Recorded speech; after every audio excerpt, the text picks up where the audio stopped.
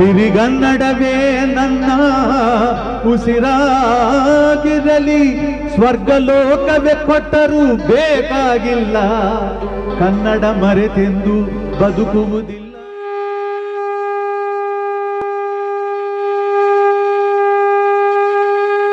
ವಿಷಯ ಇದೆಯಲ್ಲ, ಇದು ಬಹಳ ಮುಖ್ಯವಾಗಿರುವಂಥದ್ದು. ನಾನು ಕೂಡ ಪ್ರಾರಂಭದಲ್ಲಿ ಮಾನವನ ಸ್ವಭಾವಗಳು ಅಥವಾ 7 ರೇಖೆಗಳು 7 ಸ್ವಭಾವಗಳು ಈ ವಿಷಯವನ್ನು ಮೊದಲು ರಾಘವೇಂದ್ರಾಚಾರ್ಯ ಅವರು ಆನ್ಲೈನ್ ಕಾರ್ಯಕ್ರಮದಲ್ಲಿ ಪ್ರಾರಂಭ ಮಾಡಿದಾಗ ಇದೇನಪ್ಪ, ಇದೇನು ಹಿಂಗಿದೆಯಲ್ಲ, ಇದು ವಿಷಯ ಅರ್ಥನೇ ಆಗಲ್ವಲ್ಲ ಇದು ಅಂತಂದ್ಬಿಟ್ಟು 10 ನಿಮಿಷ ಕೇಳಿ ಮತ್ತೆ ಕೇಳಿಸ್ಕೊಳಕ್ಕಾಗಲಿಲ್ಲ. ಏಕೆಂದರೆ ಆ ಸಬ್ಜೆಕ್ಟ್ ಹಾಗೇ ಇರೋದು. ಆದರೂ ಕೂಡ ತುಂಬ ಸರಳವಾಗಿರುವಂಥದ್ದು ಮತ್ತು ನಮಗೆಲ್ಲರಿಗೂ ಕೂಡ ತುಂಬ ಅಗತ್ಯವಾಗಿ ಬೇಕಾಗಿರುವಂಥದ್ದು ಈ ಸಬ್ಜೆಕ್ಟ್ ವಿಷಯ. ಆ ದೃಷ್ಟಿಯಿಂದ ನಾವು ತಿಳ್ಕೊಳ್ಬೇಕಾಗಿರುವಂಥದ್ದು ಬಹಳ ಮುಖ್ಯನೇ. ಈಗ ನಾವು ಹೇಳಿದ್ವಲ್ಲ, ಮನೆಯಿಂದ 5 ಜನ ಇದ್ದರೆ 5 ರೀತಿಯಲ್ಲೇ ಇರ್ತೀವಿ. ಯಾಕೆ? ಕಾರಣ ಏನಂದರೆ ಅವರ ಸ್ವಭಾವಗಳೇ ಕಾರಣ. ಈಗ ಇಲ್ಲಿ 31 ಜನ ಇದ್ದೀವಿ ಈ ಹಾಲ್ನಲ್ಲಿ. 31 ಜನವು ಕೂಡ ಒಂದೇ ರೀತಿ ಇರೋದಿಲ್ಲ. ನಮ್ಮ ಸ್ವಭಾವಗಳು ಬೇರೆ ಬೇರೆಯೇ ಇರುತ್ತೆ. ಅಥವಾ ಒಂದು 3 ಜನ ಒಂದೇ ರೀತಿ ಸ್ವಭಾವದಲ್ಲಿರ್ಬೋದು, ಇನ್ನೊಂದು 5 ಜನ ಒಂದು ರೀತಿ ಸ್ವಭಾವದಲ್ಲಿ ಇರ್ಬೋದು. ಹಿರಿಯವರಿಗೂ ಕೂಡ ಹಿಂದಿನ ಕಾಲದಿಂದಲೂ ಗೊತ್ತಿತ್ತು ಈ ಸ್ವಭಾವಗಳ ಬಗ್ಗೆ. ಅದಕ್ಕೆ ಅವ್ರು ಹೇಳೋರು, ಏನಾದರೂ ಮನಸ್ತಾಪಗಳು ಏನಾದರೂ ಬಂದರೆ ಬಿಡಪ್ಪ ಅವ್ರ ಸ್ವಭಾವನೆ ಆಗಿ ಅಂತ ಹೇಳ್ತೀವಿ. ಆಡುನುಡಿಯಲ್ಲಿ ಹೇಳ್ತಾ ಇದ್ದಾರೆ, ಅವ್ರ ಸ್ವಭಾವನೆ ಆಗಿ. ಅದರ ಹಿಂದೆ ತತ್ವ ಇತ್ತು, ಅದನ್ನು ಅರ್ಥ ಮಾಡ್ಕೊಳ್ಳುವಂಥ ಶಕ್ತಿ ನಮಗಿರಲಿಲ್ಲ ಅಷ್ಟೇ. ಪುರುಷಾತ್ಮ ಅನ್ನುವಂಥದ್ದು ಏನಿದೆಯೋ ಅದರಿಂದ ಆ ಸ್ವಭಾವಗಳು 7 ರೇಖೆಗಳ ರೂಪದಲ್ಲಿ 7 ನಾಲೆಯಾಗಿ ಮೊದಲು ಹರಿದು ಬಂತು. 7 ರೇಖೆಗಳಾಗಿ ಬರೋದಕ್ಕಿಂತ ಮುನ್ನ ಪ್ರಾರಂಭದಲ್ಲಿ 3 ರೇಖೆಗಳಾಗಿ ಪ್ರಧಾನವಾಗಿ ಬರುತ್ತೆ. ಅದನ್ನೇ ಸರಿ ಹೇಳಿದ್ರು, ಇಚ್ಛಾ, ಜ್ಞಾನ, ಕ್ರಿಯೆ. ಅದು ಪ್ರಧಾನವಾಗಿರುವಂಥ 3 ರೇಖೆಗಳು. ಇದು ಎಲ್ಲಿಂದ ಬಂತು? ಪುರುಷಾತ್ಮನಿಂದ ಬಂದಿರುವಂಥದ್ದು. ಆ 3 ರೇಖೆಗಳು ಅಭಿವ್ಯಕ್ತ ಆದಮೇಲೆ 7 ರೇಖೆಗಳಾಗಿ ಆವಿರ್ಭವಿಸುತ್ತೆ. ಮತ್ತೆ ಈಗ ಒಂದು ಚಾನಲ್ನಲ್ಲಿ, ನೀರಿನಲ್ಲಿ, ದೊಡ್ಡ ಸರೋವರದಲ್ಲಿ 7 ನಾಲೆಗಳನ್ನಾಗಿ ನೀರು ಬಿಟ್ಟಾಗ ಹೇಗಿರುತ್ತೋ ಆ ರೀತಿ ಅಷ್ಟೇ. ಈ 7 ರೇಖೆಗಳು ಅಥವಾ 7 ಸ್ವಭಾವಗಳಲ್ಲಿ ಇಲ್ಲಿ ಬಹಳ ಪ್ರಮುಖವಾಗಿ ಮೇಲಿನದ್ದು ಇಚ್ಛಾ, ಜ್ಞಾನ, ಕ್ರಿಯೆ. ಈ 3 ಏನಿದೆಯೋ ಇವು ಶಕ್ತಿಗಳು. ಮತ್ತೆ ಇಲ್ಲಿ ಬಂದರೆ ಸತ್ಯ, ರಜಸ್ಸು, ತಮಸ್ಸು, ಇವು 3 ಕೂಡ ಗುಣಗಳು. ಸತ್ವಗುಣ, ರಜೋಗುಣ, ತಮೋಗುಣ ಅಂತ ಹೇಳ್ತಾರಲ್ಲ ಹಾಗೆ. ಮತ್ತೆ 4ನೇದು ಮಾಯೆ ಅಂತ ಹೇಳಿ. ಈ 7 ಗುಣಗಳು ಕೂಡ 7 ರೇಖೆಗಳಾಗಿ ಹರಿದು ಬಂತು.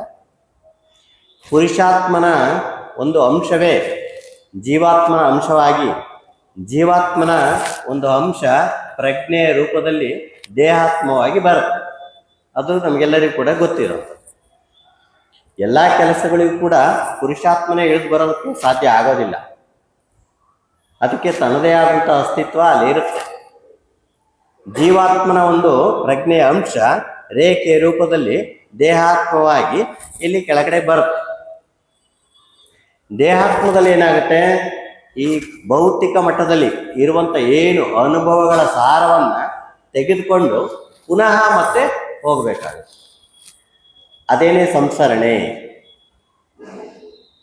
ಈ ಸಂಸರಣೆಯಲ್ಲಿ ಮೇಲೆ ಆ ಏನು ಇಚ್ಛಾ, ಜ್ಞಾನ, ಕ್ರಿಯೆ ಅಥವಾ ಆತ್ಮ, ಬುದ್ಧಿ, ಮನೋದೇಹ, ಮೇಲಿನ 2.5 ದೇಹಗಳೇನಿದೆಯೋ ಆ ಮೇಲಿನ ಮನಸ್ಸು ಅಥವಾ ಶುದ್ಧ ಮನಸ್ಸು, ಶುದ್ಧ ಅರಿವು ಅಂತ ಹೇಳಿ ಕರಿತಿದ್ದೀವಲ್ಲ ಮೇಲಿನ ಮನಸ್ಸನ್ನು, ಅದನ್ನು ಕಾರಣ ದೇಹ ಅಂತಲೂ ಕೂಡ ಕರಿತೀವಿ. ಆ ಮೇಲಿನ 2.5 ದೇಹಗಳೇನಿದೆಯೋ ಪರಿಪೂರ್ಣವಾಗಿ ಶುದ್ಧಾತ್ಮವಾಗಿರುವಂಥದ್ದು. ಆ ದೃಷ್ಟಿಯಿಂದನೇ ನಾವು ಅದನ್ನು ಜೀವಾತ್ಮ ಅಂತೇಳಿ ಕರಿತೀವಿ ನಾವು. ಮೇಲಿನ 2 ದೇಹಗಳು ಅದು ಪುರುಷಾತ್ಮನ ಒಂದು ಪ್ರತಿರೂಪ. ಮತ್ತಿಲ್ಲಿ ಇಲ್ಲಿ ಕೆಳಗಡೆ ಬಂದರೆ ದೇಹಾತ್ಮ, ಯಾವುದು ಕೆಳಗಿನ 2 ದೇಹಗಳು, ಸ್ಥೂಲ ದೇಹ, ಕಾಮದೇಹ, ಕೆಳಗಿನ ಮನೋದೇಹ. ಈ 2 ದೇಹಗಳನ್ನು ದೇಹಾತ್ಮ ಅಂತೇಳಿ ಕರಿತೀವಿ. ಇಲ್ಲಿ ಸಂಪೂರ್ಣವಾಗಿ ನಾವು ತಿಳ್ಕೊಳ್ಬೇಕಾದ್ರೆ ಪುರುಷಾತ್ಮ ಮತ್ತೆ ಮಧ್ಯೆ ಬರ್ತಾರೆ ಇಲ್ಲಿ ಮಾಯೆ ಅಂತ ಹೇಳಿದಲ್ಲ, ಅದನ್ನು ಅಂತಃಕರಣ ಅಂತ. ಪುರುಷಾತ್ಮ ಮತ್ತೆ ಅಂತಃಕರಣ. ನೆಕ್ಸ್ಟ್ ಕಡೆಯಲ್ಲಿ ಪ್ರಾರಂಭದಲ್ಲಿ ಬರ್ತವಲ್ಲ ಸ್ಥೂಲ ದೇಹ. ಈ 3ಕ್ಕೂ ಕೂಡ ನಿಕಟ ಸಂಪರ್ಕ ಇದೆ. ಸ್ಥೂಲ ದೇಹ, ಅಂತಃಕರಣ, ಪುರುಷಾತ್ಮ. ಪುರುಷಾತ್ಮನ ಮಗ ಅಂತ ಕರೀತಾರೆ ಯಾವುದನ್ನ? ಅಂತಃಕರಣ. ಪುರುಷಾತ್ಮ ತಂದೆ ಆದರೆ ಅಂತಃಕರಣ ಮಗ. ಪುರುಷಾತ್ಮನ ಕೆಲಸವನ್ನ ಅಂತಃಕರಣ ದೇಹಾತ್ಮದ ಮೂಲಕ ಮಾಡ್ತಾನೆ ಕೆಲಸನ ಅಂತ. ದೇಹಾತ್ಮನ ಈ ಜೀವಾತ್ಮನ ಕೆಲಸ ಏನಿತ್ತೋ, ಪುರುಷಾತ್ಮನ ಕೆಲಸ ಏನಿತ್ತೋ, ಆ ಪುರುಷಾತ್ಮನ ಕಾರ್ಯವನ್ನ ಮಗನಾಗಿ ಅಂತಃಕರಣ ದೇಹಾತ್ಮದ ಮೂಲಕ ಮಾಡ್ತಾನೆ. ಸಾಮ್ರಾಜ್ಯವನ್ನು ಕಟ್ಟಿ ಆ ಸಾಮ್ರಾಜ್ಯವನ್ನು ಬೆಳೆಸುವಂತ ಒಂದು ಜವಾಬ್ದಾರಿ ಅಂತಃಕರಣಕ್ಕೆ ಇರುತ್ತೆ. ಆ ಅಂತಃಕರಣ ಜೀವಾತ್ಮ ಮತ್ತೆ ದೇಹಾತ್ಮಕ್ಕೆ ಸಂಪರ್ಕವನ್ನ ಏರ್ಪಡಿಸುವಂತ ಕೊಂಡಿ ಅಥವಾ ಸೇತುವೆ. ಜೀವಾತ್ಮನ ಗುಣಗಳು ಪರಿಶುದ್ಧವಾಗಿರುವಂಥದ್ದು ಅದು. ಮತ್ತೆ ಇಲ್ಲಿ ದೇಹಾತ್ಮದ ಗುಣಗಳೇನಾಗುತ್ತೆ? ಪ್ರಕೃತಿ ರೂಪದಲ್ಲಿ ಹೊರಮುಖವಾಗಿರುವಂಥದ್ದು. ಆಗಲೇ ಹೇಳಿದ್ರಲ್ಲ, ಮೇಲಿಂದ ಜೀವಾತ್ಮನ ದೃಷ್ಟಿಯಲ್ಲಿ ಇರುವಂಥ ಗುಣಗಳು ಎಲ್ಲ ಶಕ್ತಿಗಳೇನಾಗಿರುತ್ತೆ? ಅಂತರ್ಮುಖವಾಗಿರುವಂಥದ್ದು. ಇದು ಬಹಿರ್ಮುಖವಾಗಿರುವಂಥದ್ದು, ಹೊರಗಿನ ಪ್ರಕೃತಿ ಮಟ್ಟದಲ್ಲಿರುವಂಥದ್ದು. ಆ ಬಹಿರ್ಮುಖವಾಗಿರುವಂಥದ್ದನ್ನೇ ಪ್ರಕೃತಿ ಮಟ್ಟದಲ್ಲಿರುವಂಥದ್ದು, ಪ್ರಕೃತಿ ರೂಪದಲ್ಲಿರುವಂಥದ್ದು, ಹೊರಮುಖವಾಗಿರುವಂಥದ್ದು, ಭೌತಿಕವಾಗಿರುವಂಥದ್ದು ಅಂತಾರೆ. ಇದು ದೇಹಾತ್ಮದ ಸ್ವಭಾವ. ಪ್ರಾರಂಭದಲ್ಲಿ ದೇಹಾತ್ಮ ಏನಾಗಿರುತ್ತೆ ಅಂದರೆ, ದೇಹಾತ್ಮದ ಸ್ವಭಾವಗಳು ಸ್ವಾರ್ಥತೆಯಿಂದ ಕೂಡಿರುತ್ತೆ. ಸ್ಥೂಲ ದೇಹ, ಕಾಮದೇಹ ಮತ್ತು ಕೆಳಗಿನ ಮನೋದೇಹದಲ್ಲಿ ಏನಾಗುತ್ತೆ ಅಂದರೆ ಸ್ವಲ್ಪ ಸ್ವಾರ್ಥದಲ್ಲೇ ಕೂಡಿರುತ್ತೆ. ನಾನು ಚೆನ್ನಾಗಿರಬೇಕು, ನನ್ನ ಹೆಂಡತಿ ಚೆನ್ನಾಗಿರಬೇಕು, ನನ್ನ ಮಗ ಚೆನ್ನಾಗಿರಬೇಕು.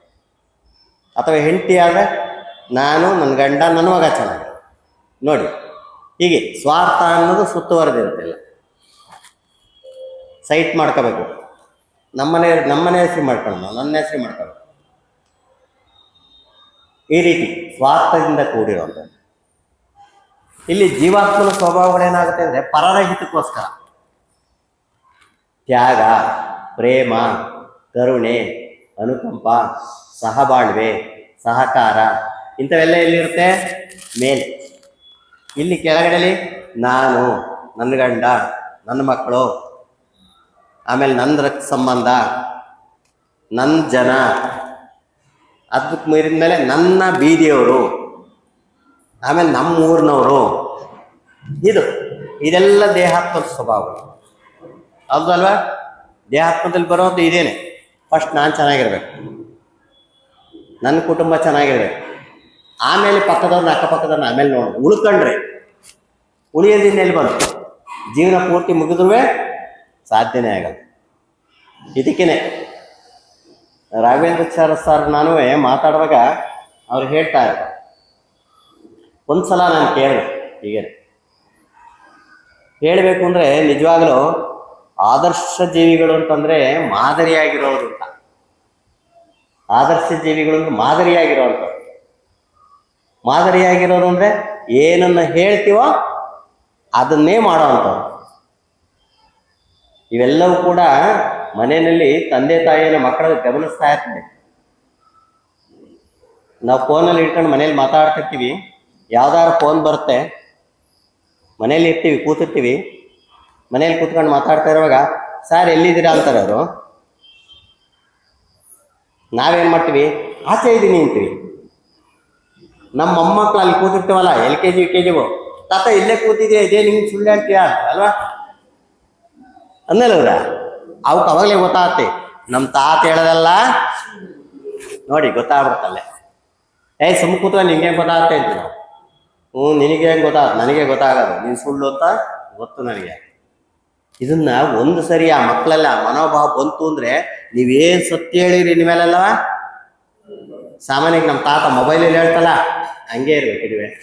ಅದಕ್ಕೆ ಅವು ಹೇಳೋದು ಮಕ್ಕಳು ಎಲ್ಲಾರ ಕರ್ಕೊಂಡೋಗಂದ್ರೆ ನಾಳೆ ಕರ್ಕೊಂಡು ಹೋಗ್ತೀನಿ ಅಂದ್ರೆ ಸುಳ್ಳು ಹೇಳ್ತೀಯ ಅಂತವು. ನೋಡಿ ಏನನ್ನ ಹೇಳ್ತೀವೋ ಅದನ್ನೇ ಮಾಡಬೇಕು. ಇವರು ಸರ್ ಮನೆಗೆ ನಾನು ತುಂಬ ಸಲ ಹೋಗ್ತೀನಿ ನೋಡಿ. ಅವರೇ ನಮಗೆಲ್ಲರಿಗೂ ನಿಜವಾದ ಪ್ರೇರಣೆ. ಹೆಂಗೆ ಅವ್ರು ಏನು ಹೇಳ್ತಾರೋ ಅದನ್ನೇ ಮಾಡೋದು. ಅವ್ರ ಮನೆಯಲ್ಲಿ ನಿಜವಾಗ ಕಲರ್ TV ಇಲ್ಲ, ಬ್ಲ್ಯಾಕ್ ಆ್ಯಂಡ್ ವೈಟು ಇಲ್ಲ, ಗೊತ್ತಾಯ್ತರ? TV ಇಲ್ಲ ಈಗಲೇ. ಯಾಕೆಂದ್ರೆ ಅದರಿಂದ ಏನೂ ಉಪಯೋಗ ಇಲ್ಲ ಅಂತ ಗೊತ್ತು. ಅಷ್ಟು ಮಾತ್ರ ಅಲ್ಲ, ಎಲ್ಲ ವಿಷಯದಲ್ಲೂ ಅಷ್ಟೇ. ಅವರಿಗೆ ಕೋಪ ಅನ್ನೋದೇ ಬರಲ್ಲ. ಎಷ್ಟೊಂದು ಸಾಧನೆಯನ್ನು ಮಾಡಿ ಉನ್ನತ ಪುಸ್ತಕಗಳನ್ನೆಲ್ಲವನ್ನು ಕೂಡ ವ್ಯಾಸಂಗ ಮಾಡಿ ಆಧ್ಯಾತ್ಮವನ್ನು ಎಷ್ಟೊಂದು ನಾವು ತಿಳ್ಕೊಂಡಿದ್ರು ಕೂಡ ಆ ಕೋಪವನ್ನು ಗೆಲ್ಲೋದಕ್ಕೆ ಇನ್ನೂ ಸಾಧ್ಯನೇ ಆಗಿರಲ್ಲ. ಹೌದ್ ತಾನೆ? ಮೈಕಲ್ಲಿ ಎಷ್ಟು ಸರಿ ಒಳಗೆ ಬನ್ನಿ ಅಂದ್ರೆ ಬರೋದೇ ಇಲ್ಲ, ಇನ್ನೂ ಅಲ್ಲೇ ನಿಂತಿರ್ತಾರೆ ಅಂತ. ಇಲ್ಲಿ ಸಾಧಕರಾದವರು ಕೂಡ ನಾವು ಮೈಕ್ ಇಟ್ಕೊಂಡು ಅದು ಸಿಟ್ಟೇ ಮಾಡ್ಕೊಳ್ತೀವಿ. ಹಂಗಾದಾಗ ಏನು ಪ್ರಯೋಜನ ಆಯಿತು ಅನ್ನೋ ದೃಷ್ಟಿನಲ್ಲಿ ಆಗ್ಬಿಡ್ತೀವಿ ಒಂದ್ಸಲ. ನಮ್ಮ ಸಾಧನೆ ಯಾವ ಹಂತದಲ್ಲಿದೆ ಅಂತ ಹೇಳಿ ಗೊತ್ತಾಗುತ್ತೆ. ಅದಕ್ಕೆ ನಮ್ಮ ಮನೆಯಲ್ಲಿ ಇರುವಂಥವ್ರು, ನಮ್ಮ ಕುಟುಂಬದಲ್ಲಿರುವಂಥ ಸದಸ್ಯರು, ಅವರ ಸ್ವಭಾವಗಳನ್ನು ಮೊದಲು ನಾವು ಅರ್ಥ ಮಾಡ್ಕೊಳ್ಬೇಕು. ನಾವು ಇವತ್ತೇನಾಗಿದ್ದೀವಿ ಅಂದರೆ ನಮ್ಮ ಮಗುವಿನ ಮನಸ್ಸಿನ ಸ್ವಭಾವವನ್ನು ಅರ್ಥ ಮಾಡ್ಕೊಳ್ಳುವಂಥ ಶಕ್ತಿ ನಮಗಿಲ್ಲ. ನನ್ನ ಮಗ 98% ಬರಬೇಕು ಎಕ್ಸಾಮಲ್ಲಿ, 98% ಬರಬೇಕು. ಎಲ್ಲಿಂದ ಸಾಧ್ಯ? ಆ ಮಗುಗೆ ದೈವದತ್ತವಾಗಿ ಬಂದಿರುವಂಥ ಒಂದು ಶಕ್ತಿ ಸಾಮರ್ಥ್ಯನೇ ಬೇರೆ, ನಮ್ಮ ನಿರೀಕ್ಷೆನೇ ಬೇರೆ. ಆವಾಗೇನಾಗುತ್ತೆ, ನನ್ನ ಮಗ ಒಳ್ಳೆಯನಲ್ಲ, ನನ್ನ ಮಗಳು ಒಳ್ಳೆಯಳಲ್ಲ, ನಾನೇ ಹೇಳ್ದಾಗ ಕೇಳ್ತಾ ಇಲ್ಲ, ನಾನು ಮದುವೆ ಆಗಿರೋ ನಮ್ಮ ಯಜಮಾನ ಸರಿ ಇಲ್ಲ, ನನ್ನ ಹೆಂಡತಿ ಸರಿ ಇಲ್ಲ. ಈ ರೀತಿ ಮನಸ್ತಾಪಗಳು ಮನೆಯಲ್ಲಿ ಕುಟುಂಬದಲ್ಲಿ ಬರೋದಕ್ಕೆ ಕಾರಣ ಏನು ಅಂದರೆ ಅವರ ಸ್ವಭಾವಗಳನ್ನು ಸರಿಯಾಗಿ ಅರ್ಥ ಮಾಡ್ಕೊಳ್ಳೋದೇ ಇರೋದು. ಆ ದೃಷ್ಟಿಯಿಂದ ನಾವು ನಮ್ಮ ಮನೆಯಲ್ಲಿ ಇರುವಂಥ ನಮ್ಮ ಕುಟುಂಬದ ಸದಸ್ಯರುಗಳನ್ನು ಎಲ್ಲರನ್ನೂ ಕೂಡ ಸರಿಯಾಗಿ ಅರ್ಥ ಮಾಡ್ಕೊಳ್ಬೇಕು ನಿಜವಾಗಿ. ನಾನು ಮೊನ್ನೆ ದಿವಸ ಮಧ್ಯಾಹ್ನ ಯಾರ್ದೋ ಒಂದು ಮನೆಗೆ ಹೋಗಿದ್ದೆ. ಮನೆಯಲ್ಲಿ ಆ ಮನೆ ಯಜಮಾನರು ಕೂತಿದ್ದು. ಅವರಿಗೆ ಮಕ್ಕಳು 3 ಜನ. 3 ಜನದಲ್ಲಿ ಕೊನೆ ಮಗಳು ಕಡೆಯವಳು. ಅವಳು ಬಂದು ಕುತ್ಕೊಂಡು ತೊಡೆ ಮೇಲೆ ಕುತ್ಕೊಂಡಾಗ ಅವಳು ಏನೋ ಬೇಡಿಕೆ ಇಟ್ಲು, ಅಪ್ಪಾಜಿ ಇಂಥದ್ದು ತಂದು ಕೊಡಿ ಅಂತ. ಇವ್ರೇನು ಮಾಡಿದ್ರು ಗೊತ್ತಾ, ಓದ್ತೆ ಮಗಳೇ ನಿನಗಂದ್ರೆ ನ್ಯಾಯ ತಂದು ಕೊಡೋಣ, ನಾವು ತಂದು ಕೊಡ್ತೀವಿ ಅಂದರು. ಅವಳು ಖುಷಿಯಾಗಿ ಊಟ ಮಾಡಿ ಸ್ಕೂಲ್ಗೆ ಹೊರಟೋದ್ರು. ನಾವು ಕೂತಿದ್ವಲ್ಲ, ನಾವು ಕೇಳಿದ್ವಿ, ಸರ್ ಇದೇನು ಮಗು ಹಂಗೆ ಕೇಳ್ತಂಗೆ ತಂದು ಕೊಡ್ತೀವಿ ಅಂದ್ಬಿಟ್ರಲ್ಲ. ಹಂಗನ್ನೋದು ತಂದು ಕೊಡಬೇಕು, ತಂದು ಕೊಡಂಬಿಡಿ ಈಗಲೇ. ನಾನು ತಂದು ಕೊಡಲ್ಲ ಅಂದರೆ ಅವಳಿಗೆ ಸಿಟ್ಟು ಬರುತ್ತೆ. ಆದಾಗ ತಂದು ಕೊಡೋಣ ಅಲ್ಲವ್ರ? ಹೀಗೆ ಅದು ಬಿಟ್ಟು ನಾವೇನು ಮಾಡ್ತೀವಿ ಅಂದರೆ ಆ ರೀತಿ ವರ್ತನೆಗಳಿರಲ್ಲ ನಮ್ಮ ಮನೆಯಲ್ಲಿ. ಕೇಳಿದ ತಕ್ಷಣ ಆಗಲ್ಲ ಅಂತೀವಿ ನಾವು. ಅವಾಗೇನಾಗುತ್ತೆ, ಪರಸ್ಪರ ಮನಸ್ಸು ವೈಮನಸ್ಸೆ ಆಗುತ್ತೆ ಮನೆಯಲ್ಲಿ. ಹೌದಲ್ವರ?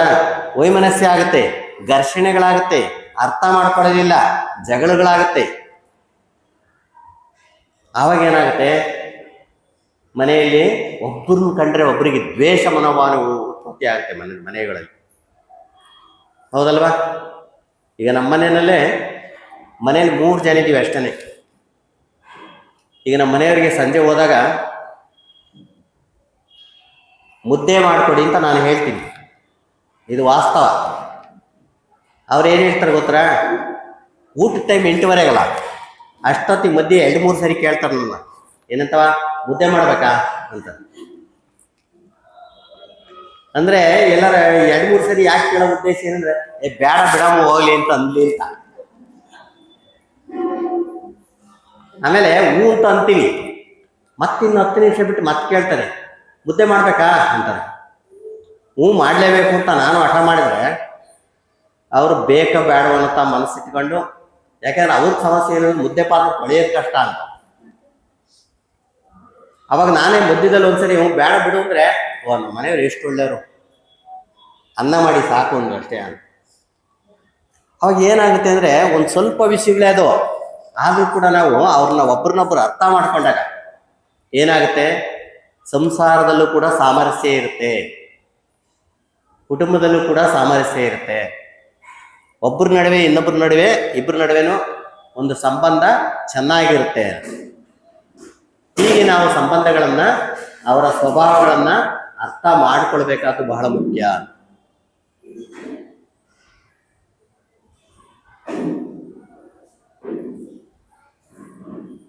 ಒಂದೇ ಒಂದು ನಿಮಿಷ ಚೇರ್ ಹಾಕಬೇಕು, ಶಬ್ದನೂ ಗೊತ್ತಿರ್ತಲ್ಲ.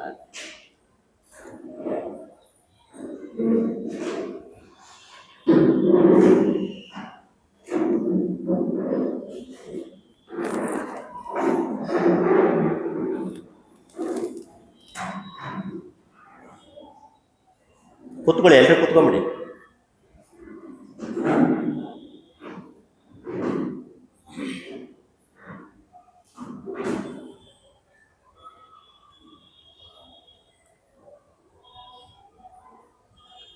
ಕೂತ್ಕೊಳ್ಳಿ. ನೋಡಿ, ಎಲ್ಲ ವಿಷಯದಲ್ಲೂ ಕೂಡ ನಾವು ಸಾಧಕರಿಗೆ ಅಥವಾ ಜ್ಞಾನಿಗಳಿಗೆ ಏನಾಗುತ್ತೆ ಅಂದರೆ, ಪ್ರತಿಯೊಂದು ಸಣ್ಣ ಸಣ್ಣ ವಿಷಯನೂ ಕೂಡ ಅಲ್ಲಿ ಉತ್ತಮವಾದಂಥ ಸಂದೇಶ ಇದ್ದೇ ಇರುತ್ತೆ. ಅಜ್ಞಾನಿಗಳಿಗೆ ಏನಾಗುತ್ತೆ ಅಂದರೆ ಅಮುಖ್ಯ ಅನ್ಸುತ್ತೆ.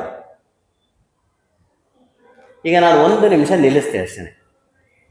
ನಿಲ್ಲಿಸ್ದಾಗ ಏನಾಯ್ತು ಅಂದರೆ, ನಿಲ್ಲಿಸ್ತಲೇ ಇದ್ದಿದ್ರೆ ಅವ್ರ ಪಾಡಿ ಅವ್ರು ಚೇರ್ ಎಳ್ಕೊಂತ ಇರೋದು, ಮರ್ರೋ ಅಂತ ಸೌಂಡ್ ಬರೋದು. ಆಮೇಲೆ ಕೇಳಿಸ್ಕೊಳ್ಳೋರ್ಗೂ ಒಂಥರ ಏನಾಗೋದು, ಏನೋ ಅಹಿತಕರವಾಗಿರೋದು. ಹೌದಲ್ಲವ್ರ? ಆ ದೃಷ್ಟಿಯಿಂದ ಪ್ರತಿಯೊಂದು ಕೂಡ ಬಹಳ ಮುಖ್ಯ ಅಂತ. ಇದು ನಾನು ಯಾಕೆ ಹೇಳ್ತಾ ಇದ್ದೀನಿ ಅಂದರೆ, ಸ್ವಭಾವಗಳ ಹಿನ್ನೆಲೆಯಲ್ಲಿ ನಮ್ಮ ಕುಟುಂಬದಲ್ಲಿ ನಮ್ಮ ಜೊತೆಲಿರೋರು ಎಲ್ಲರೂ ಕೂಡ ಸಂತೋಷವಾಗಿರಬೇಕು ಅಂದರೆ ಇವನ್ನೆಲ್ಲ ನಾವು ಅಳವಡಿಸ್ಕೊಳ್ಬೇಕಾಗುತ್ತೆ. ಯಾಕೆಂದರೆ ಹಿಂದಿನ ಕಾಲದಲ್ಲಿ ಪ್ರತಿ ಮನೆಗಳಲ್ಲೂ ಕೂಡ ಶಾಂತಿ ಸಮಾಧಾನ ಇತ್ತು ಮನೆಯಲ್ಲಿ. ನಾನು ಈ ಕಟ್ಟಡಕ್ಕೆ ಬೆಳಗ್ಗೆ ಬಂದ ತಕ್ಷಣ ಇವ್ರ ಅಮ್ಮವ್ರನ್ನ ನನಗೆ ಪರಿಚಯ ಇಲ್ಲ, ಅವ್ರು ನೋಡಿದಾಗ ನನಗೆ ತುಂಬಾ ಸಂತೋಷ ಆಯ್ತು ನಿಜವಾಗಿ. ಯಾಕೆಂದ್ರೆ ಅವರ ಮುಖದಲ್ಲಿರುವಂಥ ಕಳೆ, ಆ ತೇಜಸ್ಸು, ಆ ಶಾಂತಿ ಸಮಾಧಾನ ಇವತ್ತು ಯಾಕೆ ನಮ್ಮ ಮನೆಗಳಲ್ಲಿ ಕಾಣಕ್ಕೆ ಸಾಧ್ಯ ಆಗ್ತಾ ಇಲ್ಲ? ಹೌದಲ್ವಾ? ಇವತ್ತು ಬಂಗಾರ ಇದೆ ಮನೆಯಲ್ಲಿ ಬೇಕಾದಷ್ಟು, ಹಣ ಇದೆ, ನೆಕ್ಲೆಸ್ಗಳಿದೆ, ಒಡವೆಗಳಿದೆ, ಬೀರ್ ತೆಗೆದ್ರೆ 70-80 ಸ್ಯಾರಿಗಳಿದೆ, 150 ತಕ್ಕ ಸ್ಯಾರಿ ಇದೆ. ಟೈಮ್ ಟೇಬಲ್ ಹಾಕಿ ದಿನ ಒಂದೊಂದು ಡೇಟ್ ಹಾಕಿ ಅದ್ರ ಮೇಲೆ ಹಾಕಿದ್ರು ದಿನಕ್ಕೆ ಒಂದೇ ಸೀರೆ ಅನ್ನಂಗಾದ್ರು 1 ವರ್ಷಕ್ಕಾಗುವಷ್ಟು ಸ್ಯಾರಿಗಳಿವೆ. ಮನೇಲಿ ನೆಮ್ಮದಿ ಇಲ್ಲ. ಮತ್ತೆ ಇನ್ನು ಪುರುಷರ ಇದು ಅಷ್ಟೇ, ಅವ್ರದ್ದು ಅಷ್ಟೇ ಆಗಿದೆ. ಯಾರ ಮನೆಗೆ ಹೋದ್ರು ಬೆಳಗ್ಗೆ ಈ ಮನೆಗಳಿಗೆ ಮಕ್ಕಳೇ ತೋರಿಸ್ತವೆ, ಇದು ನಮ್ಮ ಅಪ್ಪನ ಮಾತ್ರ, ಊಟಕ್ಕಿಂತ ಮೊದಲದು, ಇದು ತಿಂಡಿ ಆದಮೇಲೆ, ಇದು ಮಧ್ಯಾಹ್ನ ಊಟ ಆದಮೇಲೆ, ಇದು ರಾತ್ರಿ ಮನೆಗೆ ಹೋಗ, ಸರಿ ಮಲಿಕಂಡ ಮೇಲೆ ನುಂಗ್ಸಲ್ಲ. ಅದೇ ನಮ್ಮ ಪುಣ್ಯ. ಎಲ್ಲರ ಮನೆಗಳಲ್ಲೂ ಇದೇ ಸ್ಥಿತಿ ಆಗಿದೆ. ಹಿಂದಿನ ಕಾಲದಲ್ಲಿ ನಮ್ಮ ಜನಗಳು ಎಷ್ಟು ಶಾಂತಿ ಸಮಾಧಾನದಿಂದ ಕುತ್ಕೊಂಡು ಅಡುಗೆ ಮಾಡಿಕೊಡೋರು. ನೆನಪಿರ್ಬೋದು, ಹಳ್ಳಿಯಿಂದ ಬಂದಿರೋರು ಎಷ್ಟೋ ಜನಕ್ಕೆ ಗೊತ್ತಿರುತ್ತೆ. ನಮ್ಮ ತಾಯಿ ಅಥವಾ ನಮ್ಮ ಅಜ್ಜಿ ಅವರೆಲ್ಲ ಏನು ಮಾಡೋರು ಅಂದರೆ, ಹೌದು ನಾವೆಲ್ಲ ನಿಮ್ಮ ಮಕ್ಕಳು ಪುಣ್ಯವಂತರು, ಹೌದಾ? ಕುತ್ಕೊಂಡು ಒಲೆ ಮುಂದೆ ಕುತ್ಕೊಂಡು ಚಕ್ಲು ಬಕ್ಲು ಹಾಕೊಂಡು ಅಥವಾ ಕುತ್ಕುರಲ್ಲಿ ಮನೆಯಲ್ಲಿ ಮೇಲೆ ಕುತ್ಕೊಂಡು ಶಾಂತಿ ಸಮಾಧಾನವಾಗಿ ಅಡುಗೆಯನ್ನು ಮಾಡ್ಕೊಡ್ತೀವಿ. ಆ ದೃಷ್ಟಿಯಿಂದನೇ ಅದು ಪ್ರಸಾದ ಆಗ್ತಾ ಇತ್ತು ಅಂತ. ಎಷ್ಟೋ ಮನೆಗಳಲ್ಲಿ ಎಷ್ಟೋ ಕಡೆನಲ್ಲಿ ಕೇಳಿದ್ವಿ ನಾವು ಮನೇಲಿ ಇಬ್ಬರಿಗೆ ಅಡುಗೆ ಮಾಡ್ಕೊಂಡಿದ್ದು ಇದ್ದಕ್ಕಿದ್ದಂಗೆ 5 ಜನ ಬಂದ್ರು, 5 ಜನಕ್ಕೂ ಅಡುಗೆ ಆಗ್ಬಿಟ್ಟು ಎಷ್ಟು ಆಶ್ಚರ್ಯ ಹೇಳೋದು. ಅವ್ರೊಂದು ಸ್ವಲ್ಪ ಇಟ್ಟರು ಕೂಡ ಹೊಟ್ಟೆ ತುಂಬೋದು. 1, ಅದು ಸ್ವಲ್ಪ ಹಾಕಿದ್ರು ಕೂಡ ಪ್ರಸಾದವಾಗಿ ಹೆಚ್ಚೋದು. ಅದೇ ಕಾರಣ. ಆ? ಹೌದು, ಆ ರೀತಿ ಇತ್ತು. ಇವಾಗ ಏನಾಗಿದೆ ಅಂದ್ರೆ ಪಾಪ ಮನಸ್ಸಿನಲ್ಲಿ ಶಾಂತಿ ಸಮಾಧಾನ ನಿಜವಾಗ್ಲೂ ಕೂಡ ಇಲ್ಲ. ಎಲ್ಲರೂ ಕೂಡ ಒತ್ತಡದ ಜೀವನದಲ್ಲಿ ಬದುಕ್ತಾ ಇದ್ವಿ. ಮೊಬೈಲ್ ನೋಡ್ಕೊಂಡು ಅಡಿಗೆ ಮಾಡೋದು. ಅವಾಗ ಕುತ್ಕೊಂಡು ಅಡಿಗೆ ಮಾಡ್ತಿದ್ದು ಒಂದು ಬಲ, ಇವಾಗ ನಿಂತ್ಕೊಂಡು ಅಡಿಗೆ ಮಾಡೋದು. ಯಾಕೆಂದ್ರೆ ಗ್ಯಾಸ್ ಸ್ಟವ್ ಅಲ್ವಾ, ಗ್ಯಾಸ್ ಸ್ಟವ್ ಮೇಲೆ ಕುತ್ಕೊಳಕ್ಕಾಗತ್ತಾ? ನಿಂತ್ಕೊಂಡು ಅಡಿಗೆ ಮಾಡ್ಬೇಕು. ನಾವು ಗಂಡಸರೆಲ್ಲ ಓಡಾಡ್ಕೊಂಡು ಊಟ ಮಾಡ್ತೀವಿ. ಯಾಕೆಂದ್ರೆ ಅವ್ರು ನಿಂತ್ಕೊಂಡು ಅಡಿಗೆ ಮಾಡೋರು, ನಾವು ಓಡಾಡ್ಕೊಂಡು ಊಟ ಮಾಡ್ಬೇಕಾಗುತ್ತೆ. ಮಕ್ಕಳ ಪರಿಸ್ಥಿತಿ, ಮಕ್ಕಳು ಕಾನ್ವೆಂಟ್ಗೆ ಹೋಗೋಂಥವು ಶೂ ಬಿಡ್ತೀವಲ್ಲ ಅಲ್ಲಿಗೆ ಚೇರ್ ಹಾಕ್ತಾರೆ. ಯಾಕೆಂದ್ರೆ ಶೂ ಹಾಕ್ತಾ ಇರಬೇಕು, ಬಾಯಿ ಊಟ ಇಡ್ತಾ ಇರಬೇಕು, ಅಲ್ಲಿ ಬಸ್ ಬರ್ತಾ ಇರುತ್ತೆ. ಆ ಸ್ಥಿತಿಯಾಗಿದೆ. ಎಲ್ಲ ನೆಮ್ಮದಿ ಇಲ್ಲ, ಎಲ್ಲ ಒತ್ತಡದ ಜೀವನ, ಒತ್ತಡದ ಜೀವನದಲ್ಲಿ ಬದುಕ್ತಾ ಇರುವಂಥ ಒಂದು ಸ್ಥಿತಿ. ಈ ಸ್ವಭಾವಗಳಲ್ಲಿ ಏನಾಗುತ್ತೆ ಅಂದರೆ 7 ಸ್ವಭಾವಗಳಲ್ಲಿ ಶಿವನ ತತ್ವ 1ನೇ ಶಾಖೆಗೆ ತಿಳ್ಕೊಂಡ್ವಿ. 2ನೇ ಶಾಖೆನಲ್ಲಿ ಪ್ರೇಮ ಅನ್ನುವಂಥ ಒಂದು ಸ್ವಭಾವವನ್ನು ನಾವು ತಿಳ್ಕೊಂಡ್ವಿ. ಇಚ್ಛಾಶಕ್ತಿ ಪ್ರಧಾನವಾಗಿರುವಂಥ ಮನೆಯಲ್ಲಿ ಈಗ ನಮಗೆ ಅಲ್ಪ ಸ್ವಲ್ಪ ಅದರ ಕಲ್ಪನೆ ಬಂದಿದೆ. ಯಾರು ನಮ್ಮ ಮನೆಯಲ್ಲಿ ಈ ಥರದ ಮಕ್ಕಳಿರ್ತಾರೆ ಅಂತ ಗೊತ್ತಾಗಿದೆ. ಆ ದೃಷ್ಟಿಯಿಂದನೇ ನಾವು ಸಾಧ್ಯವಾದಷ್ಟು ಮಕ್ಕಳ ಮೇಲೆ ನಾವು ಒತ್ತಡವನ್ನು ಹೇರೋದಕ್ಕೆ ಹೋಗಬಾರ್ದು. ನಮಗೆ ಯಾರಿಗೂ ಕೂಡ ಹಕ್ಕಿಲ್ಲ, ಯಾರ ಮೇಲೂ ಕೂಡ ಹಕ್ಕು ಚಲಾಯಿಸೋಕ್ಕೆ ಅಂತಿಲ್ಲ. ನಾವು ಮನೇಲಿ ಹೋಗಿ ನಾವು ನೀರು ಕೇಳಬೇಕಾದ್ರೂ ನೀರು ಕೊಡ್ತೀರಾ ಅಂತ ಕೇಳಬೇಕಾದ್ರೆ ನೀರು ಕೊಡಿ ಅನ್ನಕ್ಕೂ ನಮ್ಗೆ ಹಕ್ಕಿಲ್ಲ. ಯಾಕೆಂದ್ರೆ ನಮಗೆ ಎಷ್ಟು ಅಧಿಕಾರ ಇರುತ್ತೋ ಅವ್ರಿಗೂ ಕೂಡ ಅಷ್ಟೇ ಇರುತ್ತೆ. ನಾವು ನೀರು ಕೊಡ್ತೀರಾ ಅಂತ ಕೇಳಿದಾಗ ಅವ್ರು ನೀರು ತಂದು ಕೊಡ್ತಾರೆ. ನೀರು ಕೊಡಿ ಅಂದರೆ ಅಲ್ಲಿ ತುಂಬ್ಕೊಂಡು ಕುಡಿ ಹೋಗು ಅಂತಾರೆ. ಹೊತ್ತಾನೆ. ಇದೇ ರೀತಿಯಲ್ಲಿ ನಾವು ಪರಸ್ಪರ ಒಬ್ಬರನ್ನೊಬ್ರು ಅರ್ಥ ಮಾಡ್ಕೊಳ್ಬೇಕು. ಇಂಥ ಸ್ವಭಾವ ನಮಗೆ ಯಾವಾಗ ಬರುತ್ತೋ, ಇದು ಮೊದಲು ಎಲ್ಲರಿಗೂ ಕೂಡ ಇತ್ತು. ಹಿಂದಿನ ಕಾಲದಲ್ಲಿ ಊಟಕ್ಕೆ ಕೂತ್ಕೊಂಡಾಗ ಮನೆ ಹಿರಿಯರು ಏನು ಮಾಡ್ತಿದ್ರು, ಎಲ್ಲಾರನ್ನೂ ಕಾಯೋರು, ಎಲ್ಲಾರನ್ನು ಕಾದು ಜೊತೆಯಲ್ಲಿ ಕೂರಿಸ್ಕೊಳೋರು. ನಮಗೆಲ್ಲ ತಲೆ ಕತ್ತೆತ್ತಿರಿ ತಲೆ ಮೇಲೆ ಹೊಡೆಯೋರು, ಕತ್ತು ಬಗ್ಸ್ಕೊಂಡು ಊಟ ಮಾಡೋದು. ಇವತ್ತು ನಮಗೆ ಹೇಳ್ಕೊಡೋರು ಯಾರು ಇಲ್ಲ ಆಗಿದ್ದಾರೆ. ನಮ್ಮ ಮಕ್ಕಳಿಗೆ ಹೇಳ್ಕೊಡೋರು ಯಾರು ಇಲ್ಲ. ಹೇಳ್ಕೊಡೋದಿದ್ರು ಕೂಡ ನಾವು ನಮ್ಮ ಅಸ್ತಿತ್ವ ಕಳ್ಕೊಂಬಿಟ್ಟಿದ್ವಿ. ಮಕ್ಕಳನ್ನ LKG ಇಂದನೇ ತಗೊಂಡೋಗಿ ಹಾಸ್ಟೆಲ್ಗೆ ಹಾಕ್ತೀವಿ. ಅವನಿನ್ನ ಎಲ್ಲಿ ಕಲಿತಾನೆ? ಯಾರನ್ನ ನೋಡಿ ಕಲಿತಾನೆ? ಮಕ್ಕಳು ಬೋರ್ಡಿಂಗಿಗೆ ಕಳಿಸ್ತೀವಿ. ಆ ಮಗು ಎಂಥ ಸ್ವಭಾವದಲ್ಲಿ ಬದುಕೋಕೆ ಸಾಧ್ಯ ಆಗುತ್ತೆ? ಆ ಪ್ರೇಮದ ಸ್ವಭಾವ ಶ್ರೇಯಸ್ ಸರ್ ಹೇಳಿದ್ರಲ್ಲ, ಅದು ಎಷ್ಟು ಅದ್ಭುತವಾಗಿರೋಂಥದ್ದು. ಅದು ಹೃದಯದಿಂದ ಹುಟ್ಟುವಂಥದ್ದು ಪ್ರೇಮ ಅನ್ನೋದು. ಪ್ರೇಮ ಅನ್ನೋದು ತೋರಿಕೆಗೆ ಮೇಲಿಂದ ಬರುವಂಥದ್ದಲ್ಲ, ಹೃದಯದಿಂದ ಬರುವಂಥದ್ದು. ಅದು ಹೃದಯ ಎಲ್ಲಿರೋದು? ಇಲ್ಲಿ ಎದೆ ಭಾಗದಲ್ಲಿ. ಅದಕ್ಕೆ ಹೃದಯದ ಚಿತ್ರ ನೋಡಿ, ಪ್ರೇಮ ಆ ಲವ್ ಅನ್ನೋದಕ್ಕೆ ಹಾರ್ಟ್ ಚಿತ್ರ ಹಾಕ್ತಾರೆ. ಯಾಕೆಂದ್ರೆ ಅದು ಪ್ರೇಮ ಅನ್ನೋದು ಹೃದಯದಿಂದ ಹುಟ್ಟಿ ಬರುವಂಥದ್ದು. ಚಕ್ರಗಳಲ್ಲಿ ಇಲ್ಲಿ ಯಾವ ಚಕ್ರ ಇರುತ್ತೆ? ಎದೆ ಭಾಗದಲ್ಲಿ ಅನಾಹತು ಚಕ್ರ ಇರುತ್ತೆ. ಅನಾಹತು ಚಕ್ರ ಇದು ನಮ್ಮ ಪ್ರಾಣಮಯ ಕೋಶದಲ್ಲಿ ಇರುವಂಥವು ಚಕ್ರಗಳು. ನಮ್ಮ ಪ್ರಜ್ಞೆ ಮೂಲಾಧಾರ ಚಕ್ರದಲ್ಲಿ ಇದ್ರೆ ಆ ವ್ಯಕ್ತಿಯ ಒಂದು ಚಟುವಟಿಕೆ ಯಾವ ರೀತಿ ಇರುತ್ತೆ, ಸ್ವಾಧಿಷ್ಠಾನದಲ್ಲಿದ್ದರೆ ಯಾವ ರೀತಿ ಇರುತ್ತೆ, ಮಣಿಪುರ ಚಕ್ರದಲ್ಲಿ ಇದ್ರೆ ಯಾವ ರೀತಿ ಬರುತ್ತೆ. ಈ ಅನಾಹತ ಚಕ್ರಕ್ಕೆ ನಮ್ಮ ಪ್ರಜ್ಞೆ ಏನಾದರೂ ಬಂದರೆ, ಇದು ಯಾವುದರಿಂದ ಬರೋಕ್ಕೆ ಸಾಧ್ಯ? ಧ್ಯಾನ ಮಾಡೋದ್ರಿಂದ. ಪ್ರತಿನಿತ್ಯ ನಾವು ಬಿಡದೆ ಬ್ರಾಹ್ಮಿ ಮುಹೂರ್ತದಲ್ಲಿ ಕನಿಷ್ಠ 30 ನಿಮಿಷ ಅಥವಾ 1 ಗಂಟೆ ಧ್ಯಾನ ಮಾಡಿದ್ರೆ ನಮ್ಮ ಪ್ರಜ್ಞೆಯ ಮಟ್ಟ ಮೇಲಕ್ಕೆ ಆರೋಹಣ ಕ್ರಮದಲ್ಲಿ ಏರ್ತಾ ಬರುತ್ತೆ. ಅನಾಹತ ಚಕ್ರಕ್ಕೆ ಏನಾದರೂ ಕೂಡ ನಮ್ಮ ಒಂದು ಪ್ರಜ್ಞೆ ಬಂದರೆ ಅಂತಹ ವ್ಯಕ್ತಿಗಳಲ್ಲಿ ಆ ಪ್ರೇಮ ಭಾವ ಹುಟ್ಟುತ್ತೆ. ಅವರು ಪ್ರತಿಯೊಂದನ್ನು ಕೂಡ ಪ್ರೀತಿಯಿಂದ ನೋಡ್ತಾರೆ. ಪ್ರೇಮ ಭಾವದಿಂದ ನೋಡುವಂಥ ಒಂದು ಶಕ್ತಿ ನಮ್ಮಲ್ಲಿ ಬೆಳೆಯುತ್ತವೆ. ಹಾಗೆ ಈ 3ನೇ ಸ್ವಭಾವದವ್ರು ಏನಿದಾರೋ, ಈ 3ನೇ ಸ್ವಭಾವ ನೋಡಿ, ಇಲ್ಲಿ ಕ್ರಿಯಾ. 3ನೇ ಸ್ವಭಾವಕ್ಕೆ ಅಧಿಪತಿ ಯಾರು? ಬ್ರಹ್ಮ ಅಂತ ಹೇಳಿದ್ವಿ. ಬ್ರಹ್ಮ ಅಂದ್ರೆ ಏನು? ಸೃಷ್ಟಿ ಮಾಡೋದು. ಬ್ರಹ್ಮನ ಕೆಲಸ ಏನು? ಸೃಷ್ಟಿ ಮಾಡೋದು. ಹಾಗಾದರೆ ಮನುಷ್ಯನಲ್ಲಿ ಬ್ರಹ್ಮನ ತತ್ವ, ಬ್ರಹ್ಮನ ಗುಣಗಳು ನಮ್ಮಲ್ಲಿ ಎಲ್ಲರಲ್ಲೂ ಕೂಡ ಇರುತ್ತೆ.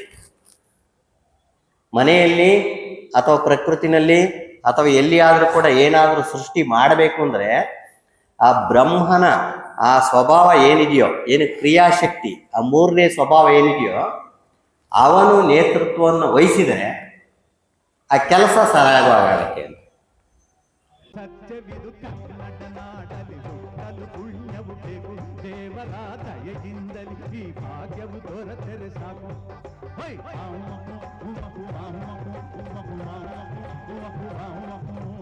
ಆ